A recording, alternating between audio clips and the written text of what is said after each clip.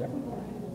Bon, aujourd'hui, on va faire la dissection d'un cerveau de vache.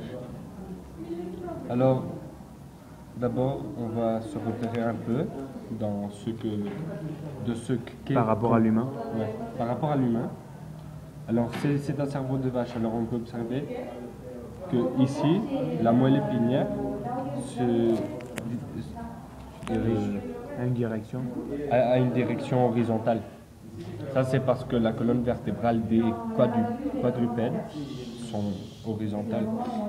Si on serait en train de voir un cerveau d'humain, on devrait être en train de le voir comme ceci, puisque la colonne vertébrale doit être verticale. Alors ici, on peut voir la moelle épinière, comme on a dit, le cervelet, l'hémisphère droit et l'hémisphère gauche. Celle-ci, c'est la partie dorsale. C'est la partie dorsale du cerveau. Ici, dans la partie ventrale, on peut voir le bulbe rachidien. Maintenant, nous, avec l'épilepsie, on va se concentrer sur les lobes du cerveau. Ici, dans le cerveau, il y a 4 lobes. Ces 4 lobes sont... Bon, il y a 4 lobes par hémisphère. Alors, ici, on a les 2 lobes frontaux. Les 2 lobes frontaux s'arrêtent à peu près ici.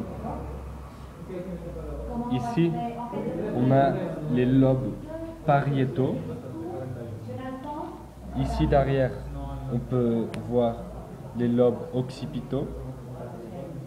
Et ici en bas, c'est les lobes temporaux. Chaque lobe s'occupe de fonctions différentes. Les lobes frontaux s'occupent du jugement, de la raison, de la parole, du langage, du mouvement et de beaucoup d'autres choses. Les lobes pariétaux s'occupent de la lecture, repérage dans l'espace, sensibilité. Le lobe pariétal droit gère la sensibilité du côté gauche du corps et réciproquement. En effet, le reste des lobes ont différentes fonctions.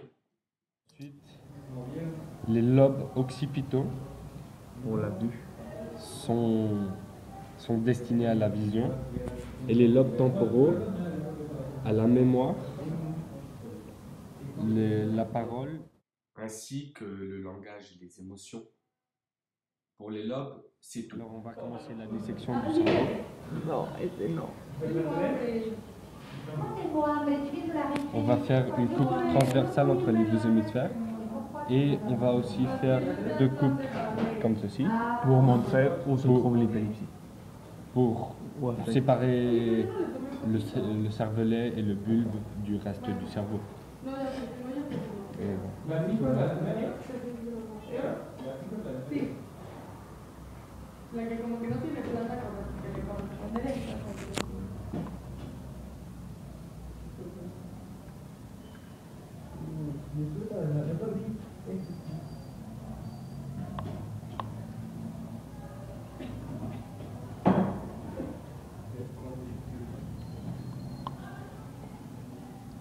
Voilà.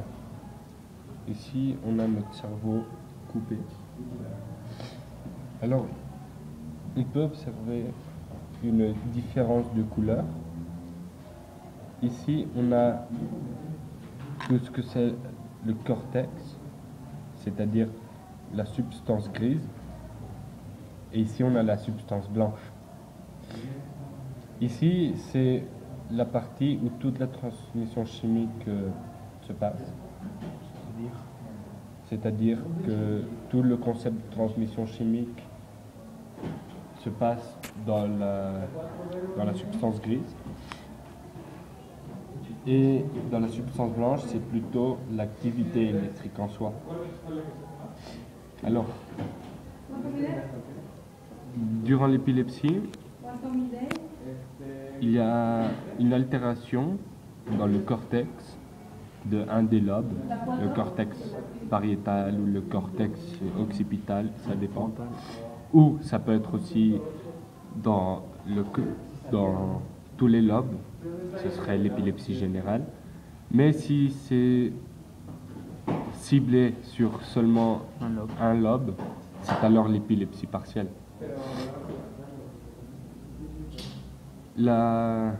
L'anomalie va se passer à l'auteur de la substance grise, qui va ensuite passer dans la substance blanche et va affecter tout le lobe, ce qui va avoir des différentes conséquences.